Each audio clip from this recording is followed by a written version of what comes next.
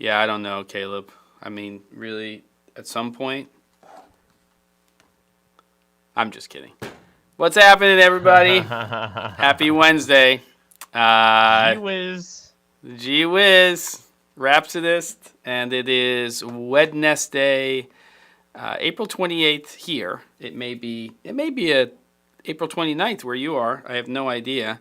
But welcome to another episode of Camera and Flask. Today, it's just a 2-pack, no 3-pack. Number 3 is on the train heading to the United Kingdom. That's what I heard, at least. Or he's on a boat or some crap like that. We got Triple J here, Sam, Oliver, and of course, the golden boy himself, Mr. Caleb Pike. How are you, Caleb? Good to see you. Good. How you doing, man? I'm doing all right. And we got people streaming in here. We've got Phil and Film Kit, 360 grad here to create some. John, Sam, Oliver. Yeah. Rhapsodist. Yep. Rhapsodist hangs folks. out. Good to see everybody. Ninja 5 Plus is expensive. I didn't see the price on it yet. I know that they have like a Ninja Stream and all this other stuff. I've been working. Caleb, what you drinking today, by the way? Let's do this, yes. So today, too bad Ben's not here to tell me how great this label is. Hopewell. I got a whole bunch of beer, and this is a Hopewell As If double IPA. This is in Chicago. These guys are out of Chicago. Yeah. Very excited for it. I've got a triple IPA in one of the next upcoming weeks. I'm getting into IPAs. I used to not like IPAs at all. I'm the same. Here we are. I moved to Oregon. Something about them. It's growing on me. I moved to Oregon. What? The grapefruit? Is that what did it for you? That's what fixed it? Yeah, or ruined it. What fixed you? Yeah, what is it for you? Why do you think you're liking them? I think it's just better IPAs.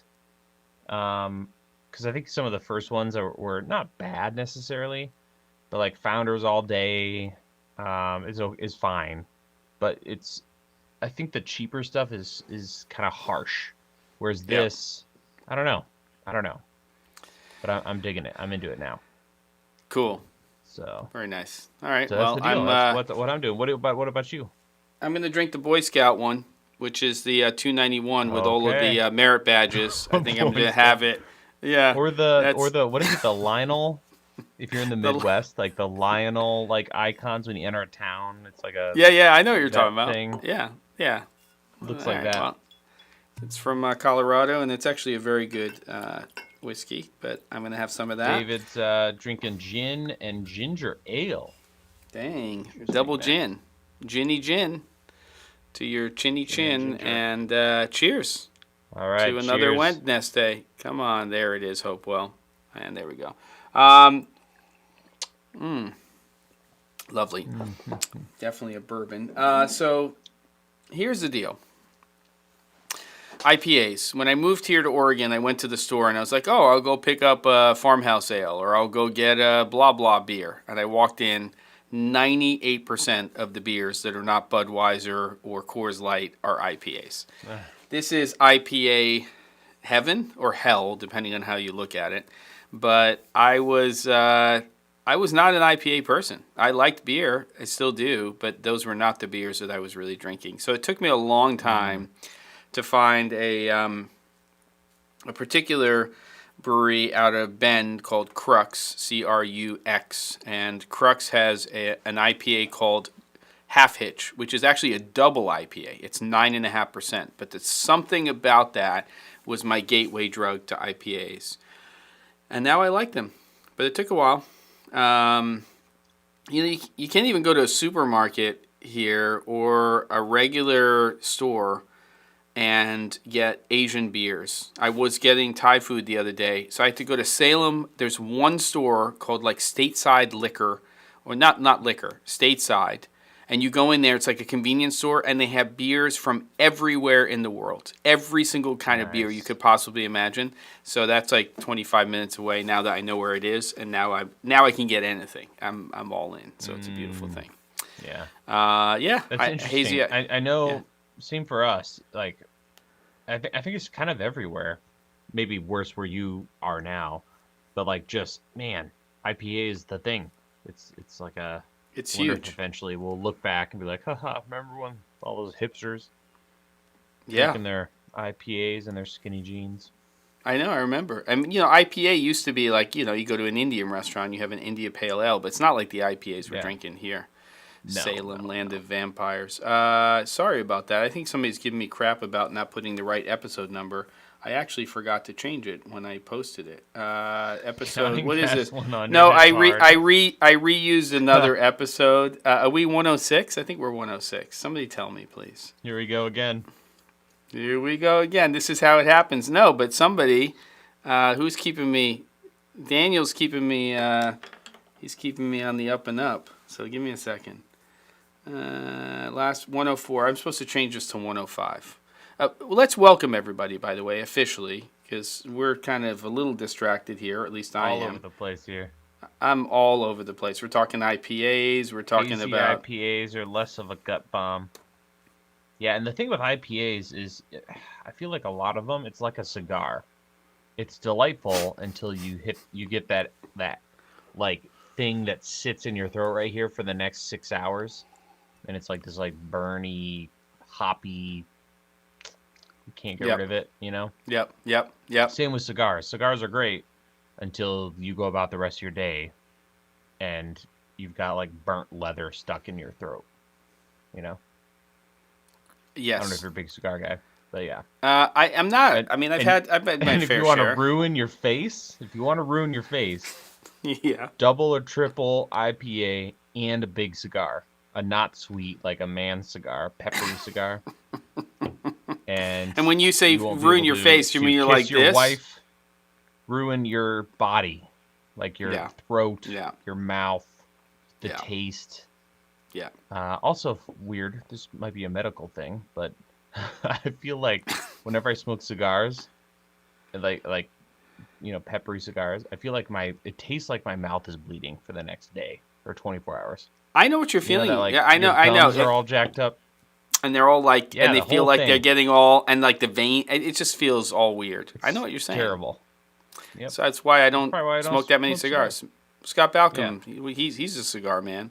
Roz, thanks for popping by.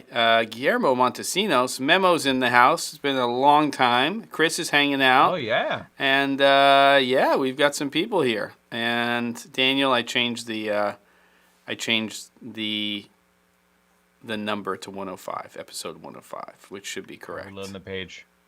Beautiful. Yep. Should be. It's not there yet. It should be. I said save. Shit. Did I screw up? I didn't curse, did I? I'm allowed to. It's not for That's all kids. right. I'm amazed you did. You You're did amazed anything. what? Changing What do you mean? changing the title of a live stream twice in the course of 15 minutes. You got to do what you got to do. Pat's here. Not sure how much I can stay today, but I'll try. Well, we hope you can. Nice. Well, welcome back. The order has been restored, Daniel said. Well, thank you, Daniel. Thank you for helping me restore the order, because actually, honestly, I kind of like things to not really be in order, especially when it comes to things like that, because it always jacks up Ben. He gets all bent out of shape, which is kind of fun. Morning, Colin. Could be like that one YouTuber. Any car guys in the chat? Scott. What's his name?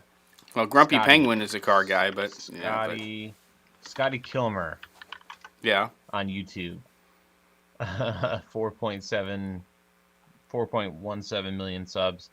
But he just has the most clickbaity titles and thumbnails. And often, I would say about 50 to 80% of the time, they are just completely not even related to the video. You Really? could just do that. Yeah, you could just, Adamus. Next week it'll be like Poopy Time would be the title. And then we'll just talk about cameras. And then the following week. Or like Panasonic, fixes all the autofocus issues, and we're talking about lighting and never even mention it. That kind of thing. We should do it maybe. One week. Or just go all Curveball. blogger with it and just be like, I never thought we'd be doing this. Or, just these really like terrible, like it's come to this, or Yeah. I'll never be the same. Or I'm quitting. ridiculous stuff. Yeah. It's over. The That's channels. it. I'm done.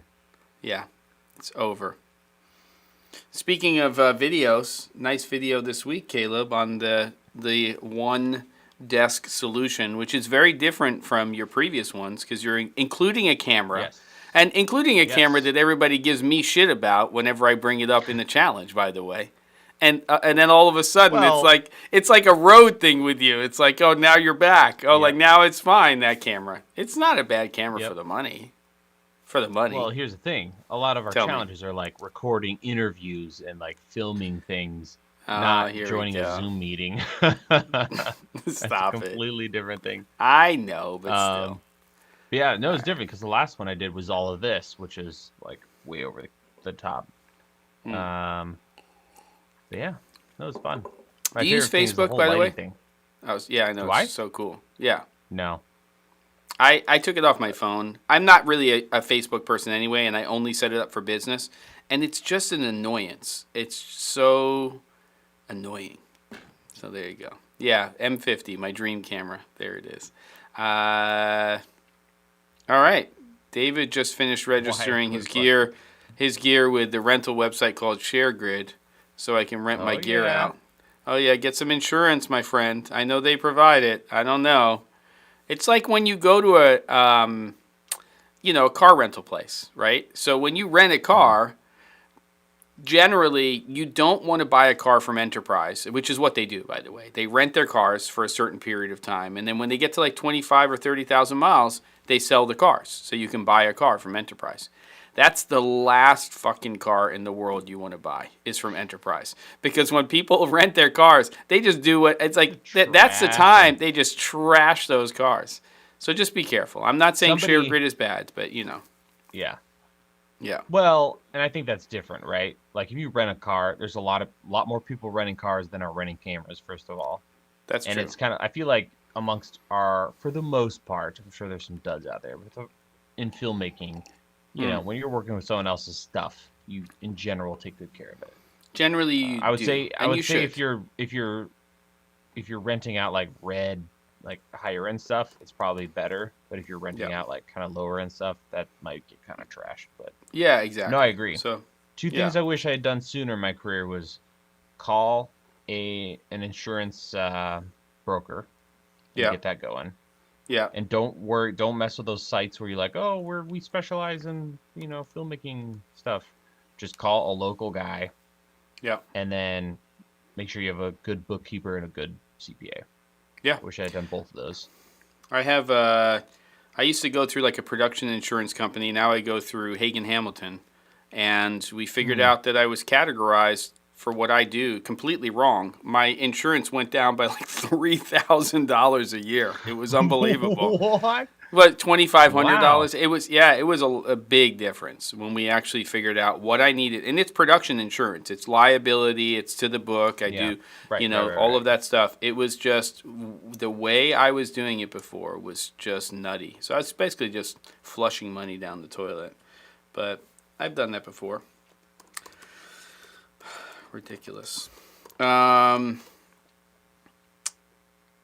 Okay, so let's first open up the chat. I think part of what we wanted to do today is definitely talk about next week's challenge. We want to start talking about it earlier in the show so that we can get more people involved and make sure that other people are sharing frames next week as well. Yes. You have picked a frame. And maybe what we'll do is we'll actually go over the challenge stuff first, and then we will go over and just answer questions and general stuff with everybody in the chat. How does that sound to you? Okay, great. Sounds great. So, so Caleb went through Shot Deck. He found a movie where he liked the frames. He picked a frame for us, which I'm not going to... Let me just make sure I'm not going to show it to you right away. I might be, actually. That's the first one. Yeah, it is, but I'm going to get to that last. So what I think I'll do is I'll step through the other ones. Title. Yeah, exactly, Daniel. Okay, here we go. So here we go. So this film is The Assassination of Jesse James.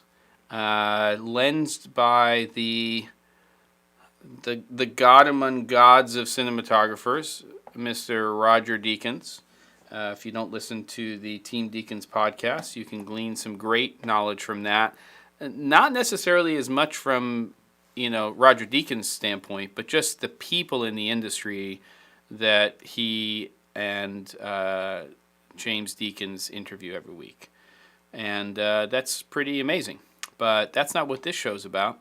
We're talking about a movie, pretty big cast, Ben Affleck, Casey Affleck, Brad Pitt, Casey Affleck, and then some other pretty big hitters that you'll notice in the movie. Pretty big, pretty huge cast. Sam Shepard? Yeah, not Sam. Yeah, it's a big cast. So here are some frames from the movie. One of the things that I wanted to point out, I think for a Deakins movie especially, it's pretty unusual for him to use sort of an effect like this on his lens. And it kind of has that, lens baby, out of focus, area type of, it's not for every scene, it's not for every shot.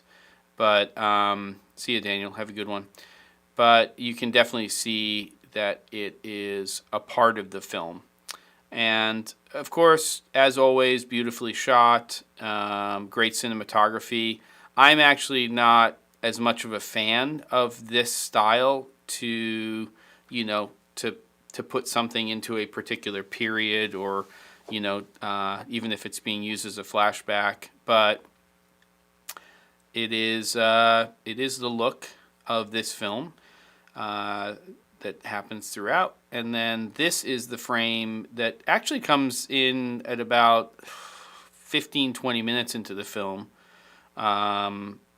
which is this pocket watch with this lantern, and this is the frame that you chose, Caleb. So you want to give us a little bit of your thought process behind that, and we can discuss it with the chat, and then we can kind of lay our groundwork for the challenge next week.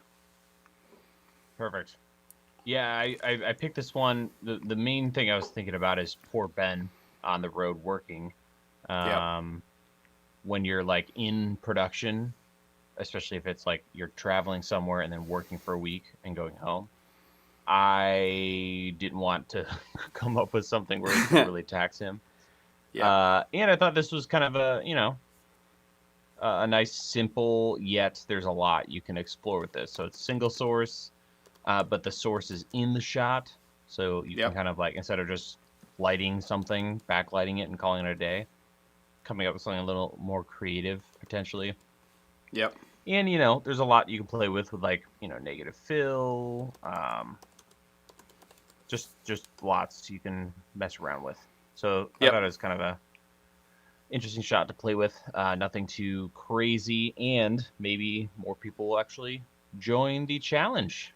Last week we had two rock stars who jumped in with us, so it'd be awesome if other people want to jump in. So, do we have a link to this in the description for people who want? I guess I can reference this. What I'll do is I will post next week. Actually, I could do this right now, probably. Just give me a second. Or everyone can just screen grab it.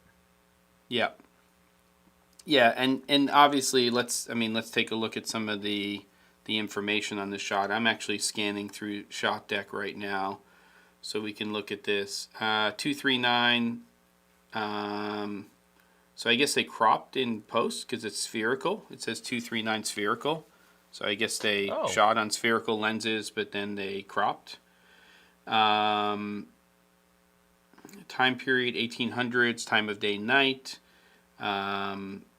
And then frame size medium, not a lot of other information there, except for, they were shot on Cook lenses, S4Is. Do you know what camera was used? It says ARRICAM LT, and it says lens was, see, that's what's confusing. I don't think the date is necessarily right in here, because it says camera ARRICAM LT, and then Cook S4I, and then it says lens ARRI macro. I guess they're considering it a macro shot. I don't know. I don't think you need a macro lens to shoot this. There's definitely some conflicting information in here. But, and then, he's using tilt shift lenses on some of those other shots. But this is not one of those shots. This is a clean shot. overall. And I'd love to show sort of the iconic frame from this film if I can just save it here, which I think I'm going to do. And yeah. What else? Let's get some feedback in here while I look for that. And then the other frames I put in there just because we were talking and Jim thought it'd be a good idea to kind of, give us a kind of a lookbook or vibe of the film. So the first thing that stuck out was those crazy tilt shift, whatever, Vaseline shots, I call them. Yeah. And then the other thing I loved was so many shots that are frame within a frame. So there's a couple in this PDF, and then there's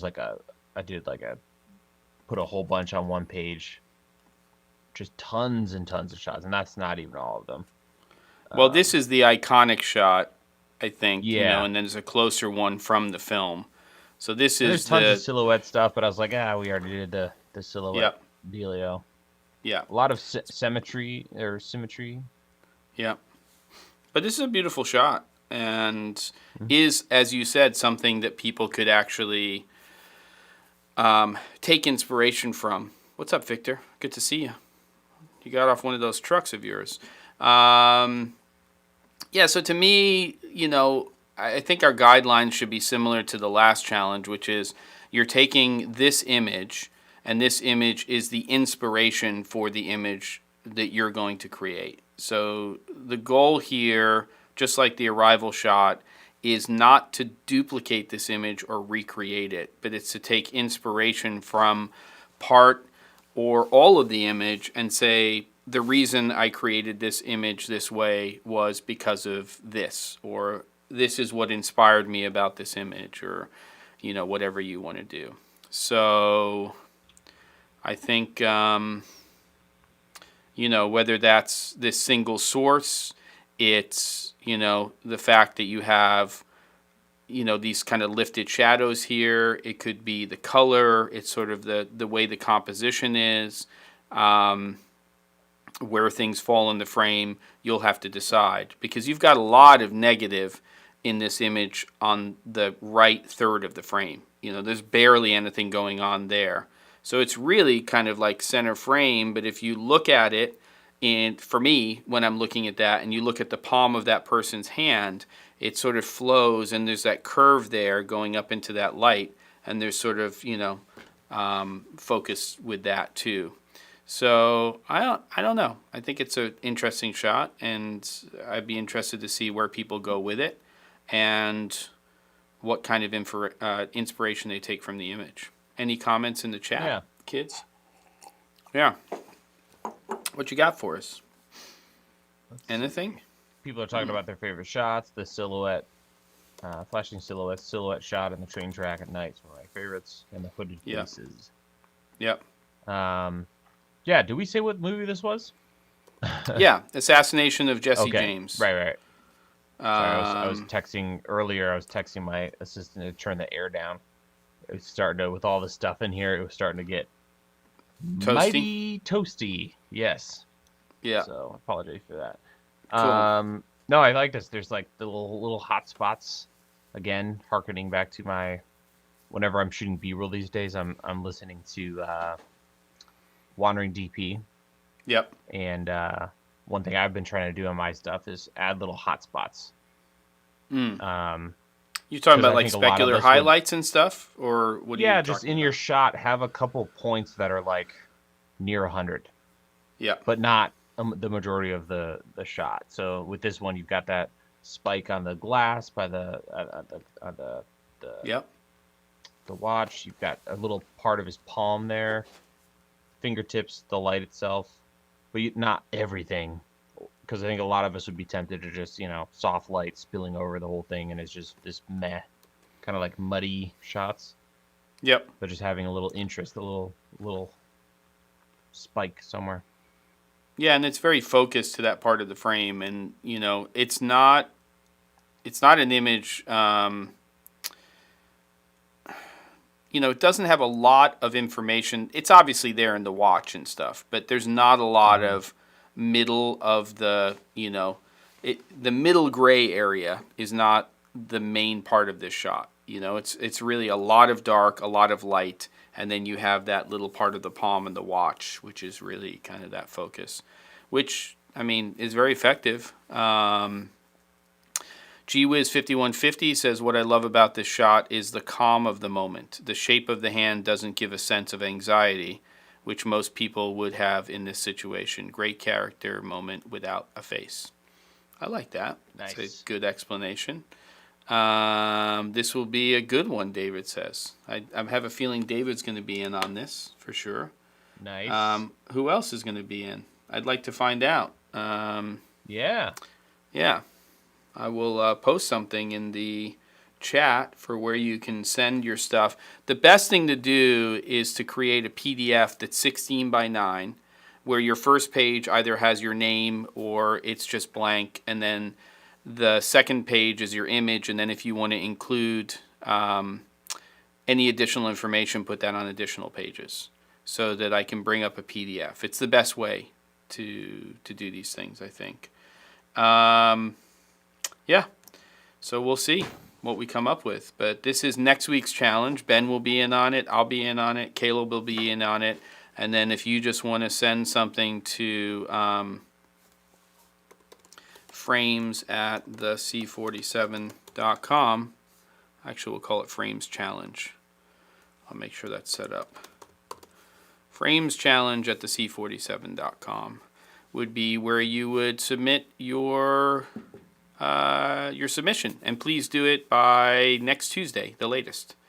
So, David Carroll, if you're Mac-based, one of the things that you might want to take a look at is a little program called PDF Expert, which I've been using, which is very flexible for doing different sizes and stuff. What do you use for PDFs besides Preview, Caleb, on the Mac? I've been absolutely loving Affinity Publisher. Yes, you mentioned that. I can't remember if it's in beta still, but in beta they sell their apps at half off, and then when they release them it's $50. But you know, no monthly fees, no Adobe CC. Yep. And it's awesome. Just bam, enter in what you want. Done. 3 pages, all that good stuff. Love it. Great. And PDF Expert is also another one to take a look at. Very different type of program, but I think very effective. Yeah, this is, you know, the use of the watch to enhance that this plan is calculated, not hot-blooded. And it follows a scene where Brad Pitt leans down on the railroad track and puts his ear to the railroad track because he's listening for the train that's coming. So it's kind of a nice shot, too. You can export PDFs out of Photoshop. All of those are possible. David, there's plenty of PDF applications out there for the PC to just modify throw it in stuff. Google Docs. Yeah, put it in Google Docs. Just format your pages to 16 by 9. Pretty much anything can export a PDF now. It's just a lot easier if you put it in the 16 by 9 aspect ratio, because then when we drop the PDFs into, into the live stream, then it becomes a multi-page, and then I can just go ahead and go right through each of the pages like it lets me do here. So there you go. And that's exactly what Caleb did, is he put these together that way. So cool. Assassination of Jesse James. We've got the watch with the lamp as our inspiration. And yeah, you can even use Microsoft Word. Go. 360 grad. Pages, all of that stuff. Thank you, 360. I was going to say, in David's defense. Yeah.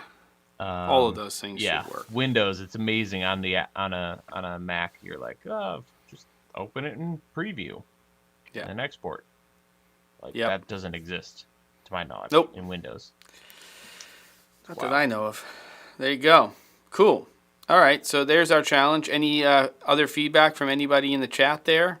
Get your head going, because you've got a week, less than a week. And super low pressure. It's just a fun, it's not a competition. It's just a fun way for us to stay sharp when we're all, heads down doing what we normally do. Just a nice little escape. Try something different. Yeah. Lock yourself up in a dark room. Make sure there's no mannequins around, and come up with a frame. You'll be fine. You should use a mannequin in yours, though. That's I love ridiculous. Yeah, I don't think Mannequin so. on the floor with a wig all messed up. I'll say it once. I'll say it again. I've learned a lot of lighting with those mannequins. So there you go. Hey, Doesn't sound right, no, but everybody, yeah, yeah. everybody. Everybody get a Mannequins, mannequin man. while you're at it. It's our future. AI and mannequins. You guys heard about the new Canon cams and their spec? I did read about that 360 grad. Apparently, we're getting a couple of more 8K cameras and maybe another 4K camera. Wait, Is this the I have R3 or alcohol something today. else? Left over from. I like the way he wrote yesterday, but not like yesterday, Victor. So either he's drunk already or he's just taking the piss. Let's drink together. Well, cheers to you, Victor. Good to have you here. Don't get in one of those heavy, like, military vehicles that you work on and drive after you've been drinking. That's all I ask. Cool. David, are you going to participate? I think this sounds great. Sounds like you're going to do it. And again, this is our frame for anybody who's stopping by. Assassination of Jesse James. This is our inspirational frame for our Frames Challenge for Cinco de Mayo. If you don't know what that is, look it up. I don't want to explain it, but it means that if you do drink, you might want to have something that has tequila in it next week, or mezcal, or something like that. You don't have to. Fun fact with tequila. I was looking Yeah. the other day at Benny's trying to find what we sipped on in Vegas. Wait, you're like at last one time we frame were per together. second right now. You're like up to Oh one. my gosh, No, you're why? You're like 3. I don't know. There you go. Weird. And boom, boom. I want to get the Benny's story though, but you are all kinds of crazy. Here. Oh, can you hear me Pop. clearly though? Yeah, but you're literally like 3 frames per All right. second. Pop out for a I'm second gonna and come leave right then. back. Okay, All right, okay. see you in a second. Bye. He will be back, kids. So, Benny's. I have no idea what Benny's is. I know it's a big liquor store, and you can buy lots of. Best mezcal is from Oaxaca. Oaxaca. I don't know if you're saying it correct. Do I say Oaxaca? Guillermo? Memo, tell me. Memo and I have had meals together in Mexico City. We've known each other for a long time. And the last time we had meals together, was that, Azul. it was like a guacamole that had toasted crickets on top of it. It was good, though. In No. Mexico. Yeah, no, for real. Oh. And we had like a mole that was intense. It tasted like chocolate and tobacco. Speaking of cigars, it was really, really intense. Try and find Trumba tequila. Amazing. I'll tell you what's amazing tequila, which I'll be drinking next week. Actually, I won't tell you what it is, and I'll show it to you next week. My good friend John Romer told me about it. Roz, thanks for coming for the time you were able to make it, and hope to see you again next week. Cheers. Victor's got an apple cider. I like apple cider. It's good. Cool. All right. You're looking better. You're still a little slow. I don't Good. mean it like that. Yeah, it's not great, but tell us about Benny's. Oh, it's awful. No, it's awful. It's even worse. What's going on? well. Oh my I don't God. know, man. This Come on. software hates me. I've got screaming speeds here. Yeah. It's I don't know what ridiculous. screen I don't speeds know. is. It doesn't What like is me.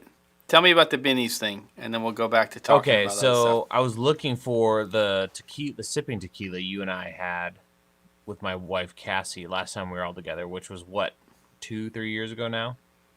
stuff. Feels like Feels like a billion centuries years ago. I know. Yeah. I'm trying to remember the name of it now. It's like Clace, like Azul, something. Yeah. It's not the one in the white and the blue bottle, though, is it? Yes, It was really. that It one. is. Yes, I can get that at my local. That stuff is bonkers You good. can. I know. I wanted to get some. I'll have to Expensive find though, it you somewhere. know. Caleb, it's But, not cheap. It's not cheap. No, but I think it's like $150 you know, a it's bottle. something you get, put in the cabinet. Yeah. Yeah. But I was trying to get some at Benny's, but they had a 1.75 liter for like $600, but they didn't have Are you like serious? normal human. Oh, here it bottles, is. yeah. I found it. Yeah, it's You know- Clase Azul. Classic. And Right. they do a reposado and an añejo. It's good. It's really good. But I would venture to I would argue that the one that I'm going to show you next week is comparable to that, but it's half the cost. It's still really expensive. It's like $72 a bottle, but it's really, really good. All right. That Lots blew of me away. vanilla Yeah, notes. $3.50 for a 1.75 liter. That's insane. All right. Let's see. So Oliver's got a question. We're going tech here. And just make sure, Caleb, that we reiterate the we re-show the challenge a little bit later in the show. Right. Clase Azul is best chilled. Thank you, Phil. I will try it that way. And I need to make a Binny's run myself, Bill says. Okay. Have you both also worked with camcorders like the Canon XF705, Sony PXW Z280, Panasonic AGC X350, and not only film camcorders and DSLRs? Well, the shorter answer is very much yes.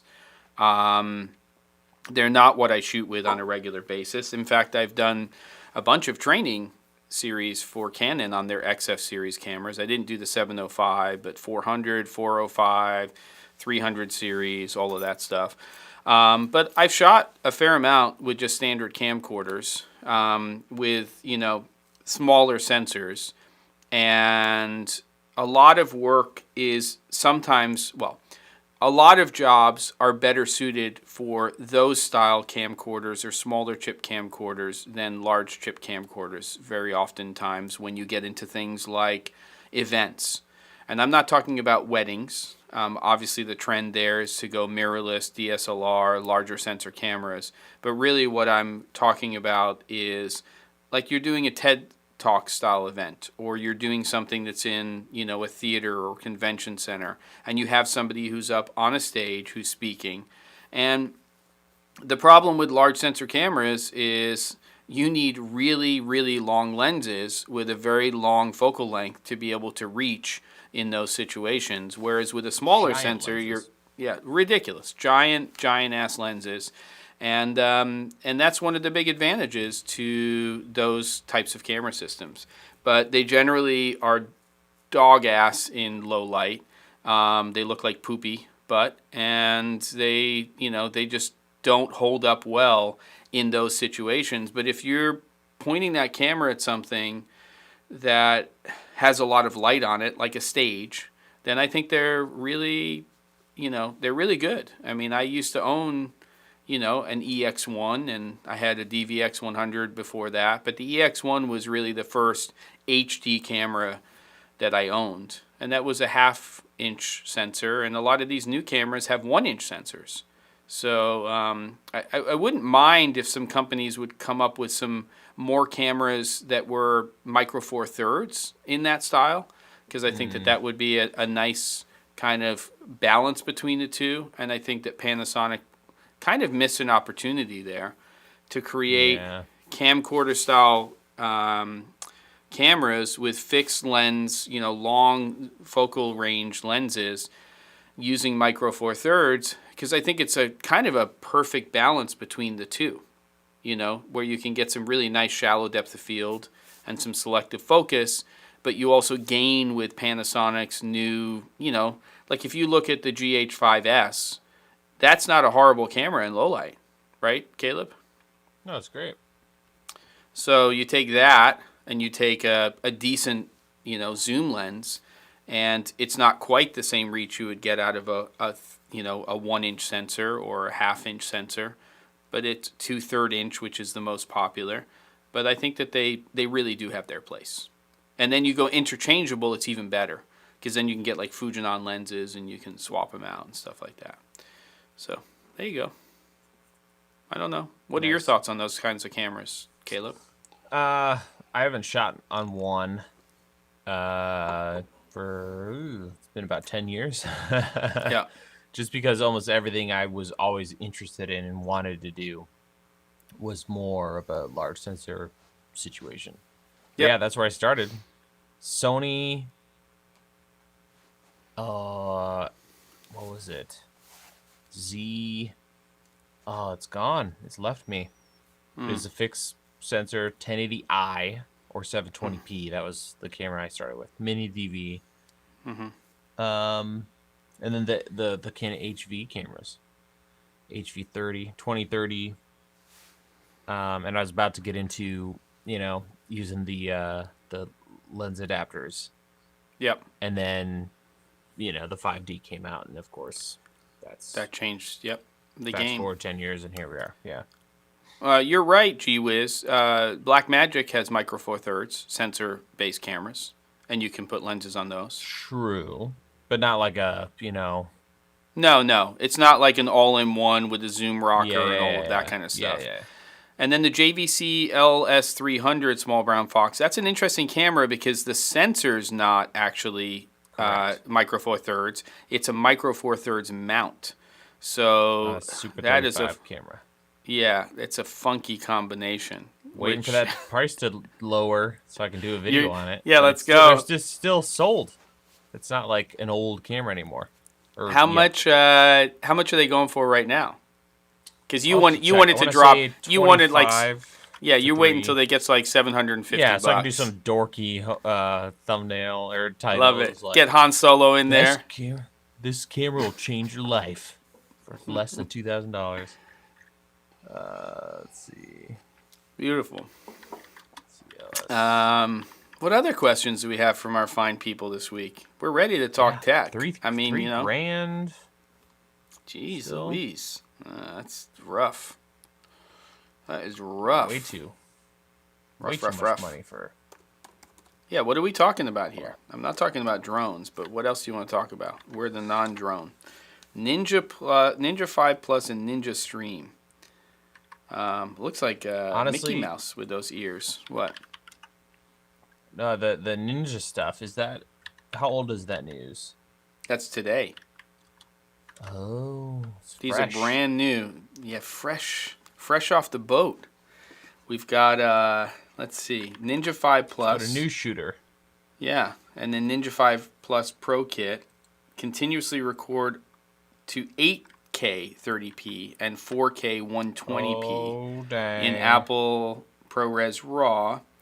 And it's the only, now the Ninja 5 Plus is currently only capable, let me go to your videotape over there, of recording 8K up to 30. You can use the EOS R5 to do 8K up to 30p. Interesting. Coming later in 2021. No idea what that means, Matt Allard says. I think he wrote it. Maybe I'm wrong. Yeah, it's Matt. I could tell by his writing style. And then to support SDI users. Yeah, go ahead. I'm listening. Oh, I was just going to say, it's just kind of like next gen. We're bumping up from our cap of 4K 60. Yeah, and they're also adding H.265 recording to the Ninja 5. That's pretty interesting.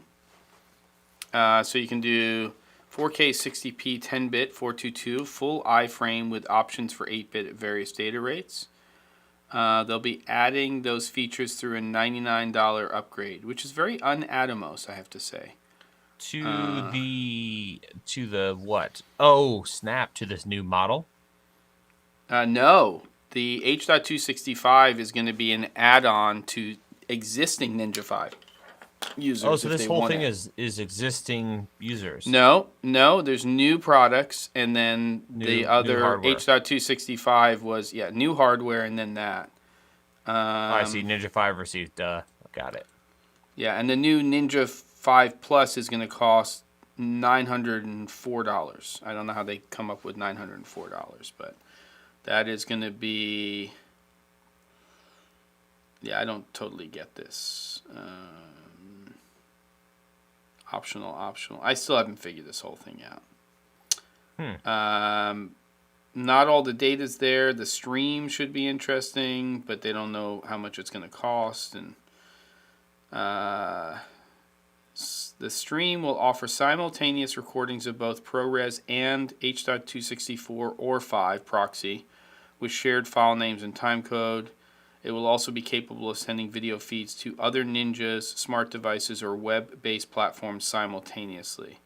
Video feeds are shared with others on set via Wi-Fi to devices and Ethernet 1 gig up to 300 meters. So 904 more dollars than the Yeah, original more. Ninja Yeah, it's 5. almost $1,500 for the 5 Plus.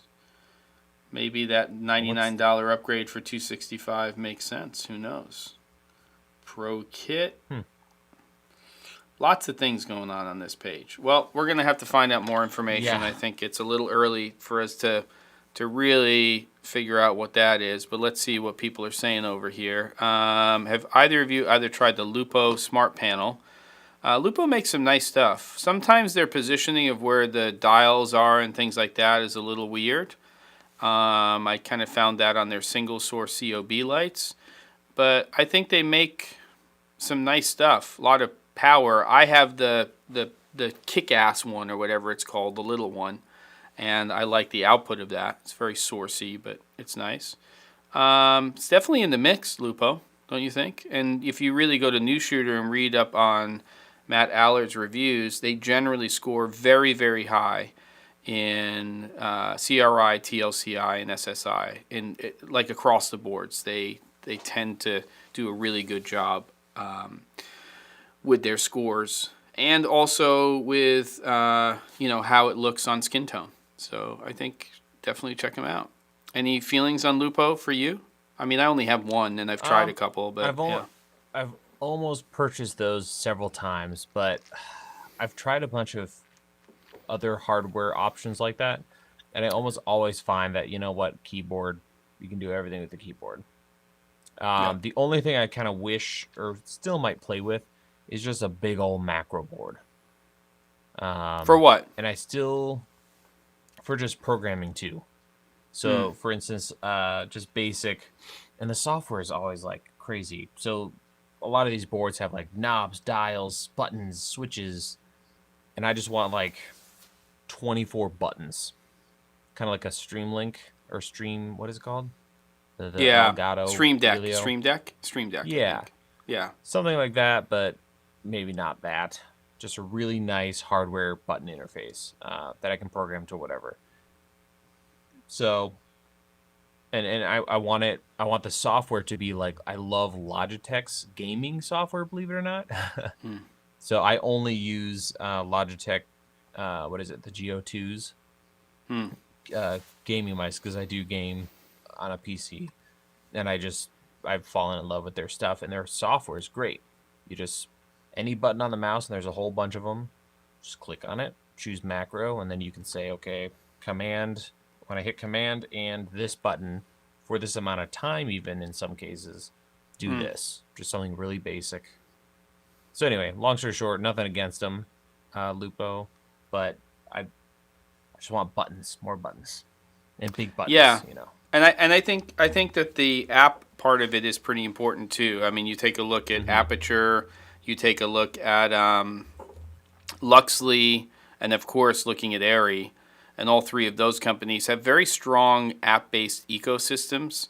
I mean, it took Luxley a long time to get there, but their apps are very easy to use now.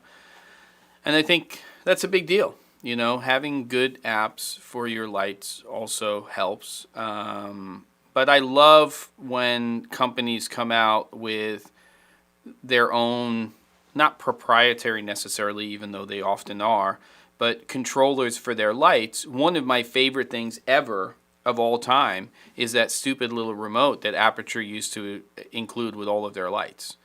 Because that little tiny remote control, you just pop a couple of batteries in there, and I could control all of my different lights, my Aperture lights, with that little remote.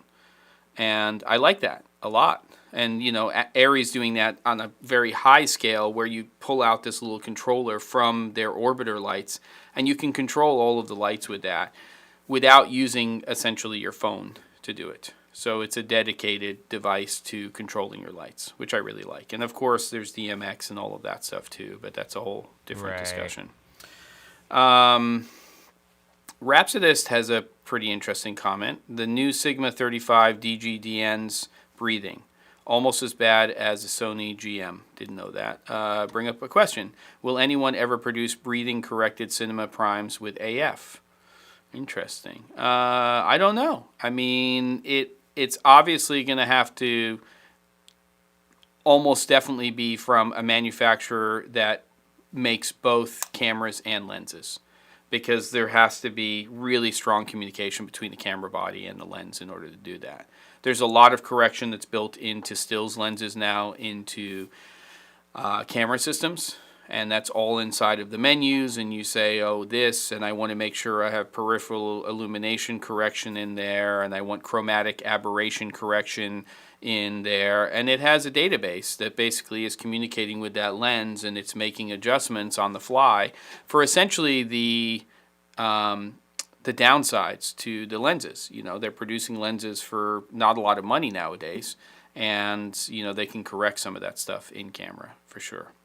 So that's pretty interesting.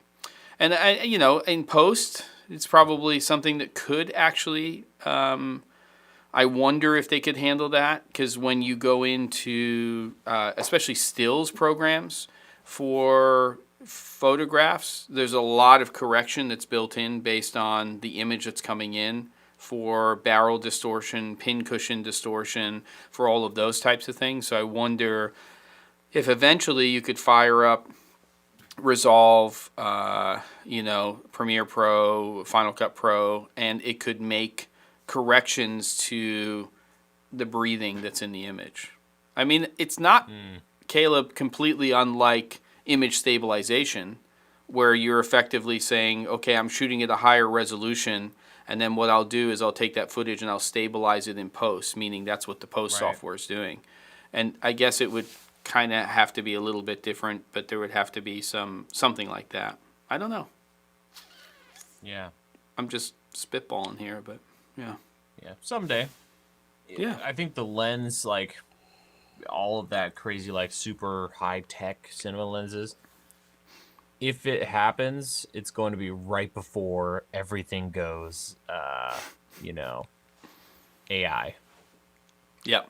And we're just using iPhones to shoot, you know, computer generated bokeh and all this crazy stuff. Yep. So, have you yeah, played it's around ways with out. have you played around at all with Skylum's Luminar AI? No. It's pretty amazing. I mean, it's only for still photographs, but the Okay. AI in there, and it can get really hokey and really cheesy, but you can just take a photograph of somebody standing outside and they've got a sky behind them, and it'll do instant masking, sky replacement.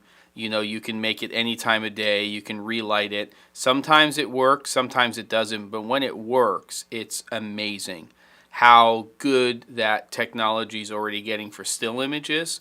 So when we start to see that getting integrated into motion stuff, it's going to be pretty impressive, I think, personally. Yeah. I mean, on the stills end, we've got a lot of the stuff figured out. Like, what was that app that came out that was super creepy where you could, like, make yourself look old? Yes. Oh my God. Yeah. For And free. then and then they were in Eastern Europe, like downloading databases of everybody with what they would look like when they're 60 years old or 70. Yeah. When you get the Yeah. app, Exactly. you're like giving them your face essentially legally. Exactly. At any rate, like there's so much crazy stuff for stills. Someday that will come to video. It's just a matter of time and computing power. Yeah. But it just takes a lot more because you're doing at least 24 of that a second, and if you're shooting raw, it's a whole other thing. So it'll come. His face app is Thanks, Raps, what to they're this. saying. Yeah. What do we got coming out of the chat here? Other stuff? Seeing anything over there? Um, I'm the same, Bill. I'm with you. Reading. Keep looking at the Pocket 6K Pro lately. What would it take for you to switch to Blackmagic, Jem? Good question. I think a great AF system would probably be number one. I would really like them to rethink their body design and ergonomics. I don't know if that's the make or break for me, but you know, they've come a little bit forward with the tilting screen and a couple of other things. Yeah. I mean, the feather in their cap is ProRes. I mean, is Blackmagic Raw.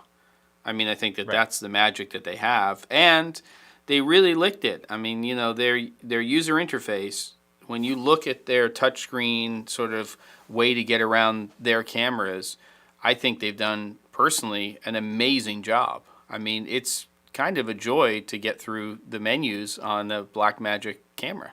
It's really easy to use. Yeah. Yeah, so I mean, it would take that probably.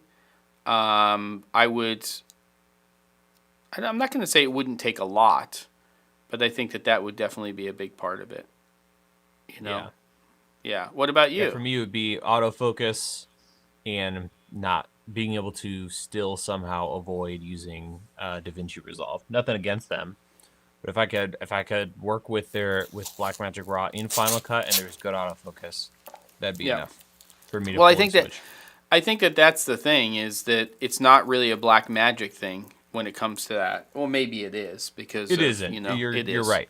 The second part. Apple did that and they did autofocus, I'd be there, because I mean that new Pocket 6K, I picked one up. I haven't done anything with it, but it's ridiculous. $2,500, 6K, Super 35.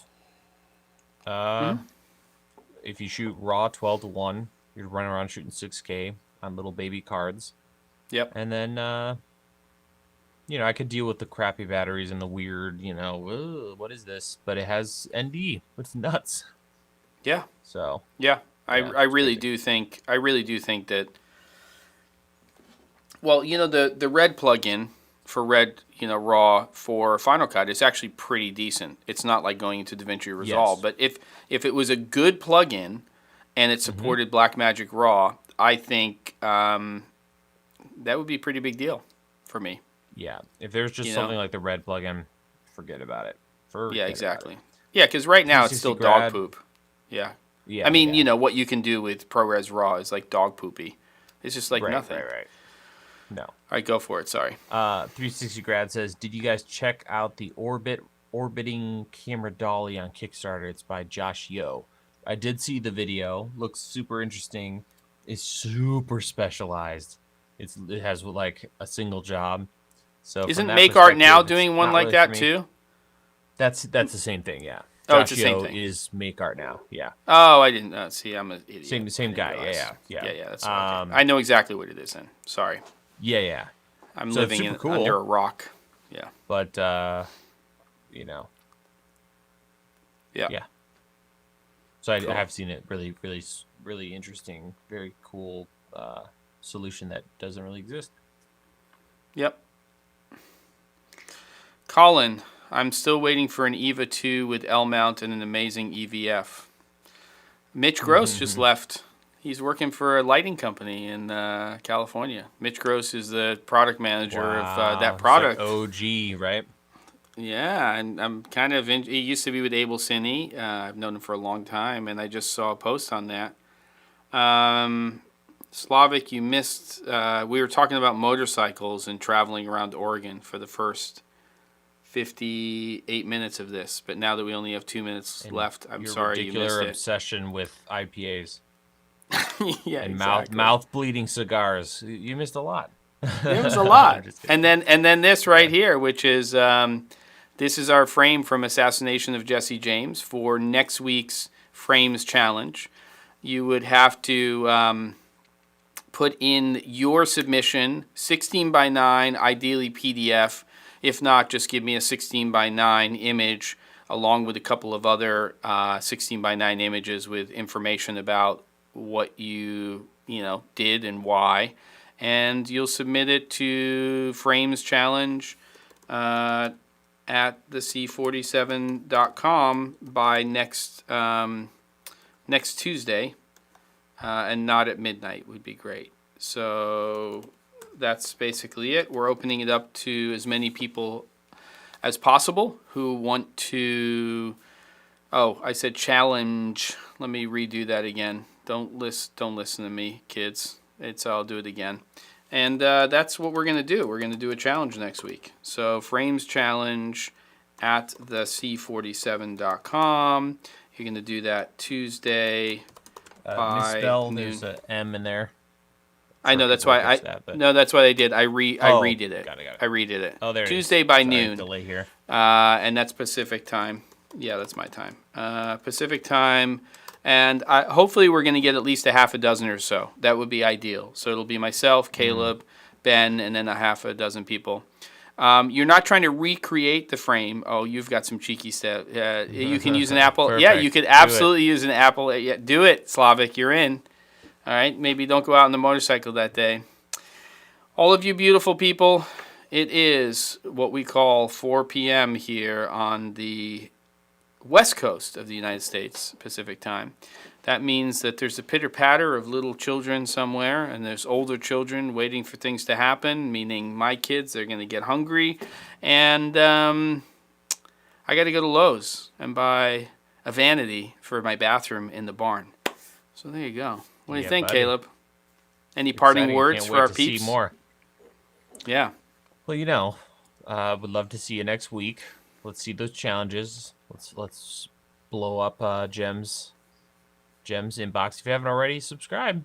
But I think for the most part, you people know what's going on here. You know how this works. Yeah, this You're is what we do here. every week, 23 to 100 people. Ya. Yes, Love you guys. We do. And looking forward to next week. Yeah, Getting I our really. Yeah, do it. Little bearded friend back. Our other bearded friend back. That's right. And please, everybody, take a little time and create a frame. Don't feel Grab the your phone, pressure. take a quick We all shot. feel it. Don't worry about it. Yeah, it doesn't matter. You've got portrait mode. Fine, do that. If you want to shoot everything in focus, that's fine. Just be inspired by the image that we have up here. It's not a recreation of or duplicating the image. Just give us a little information. Camera specs are nice to have, but it's even more important that you tell us why you were inspired or why you shot what you did. That's great. Victor, great.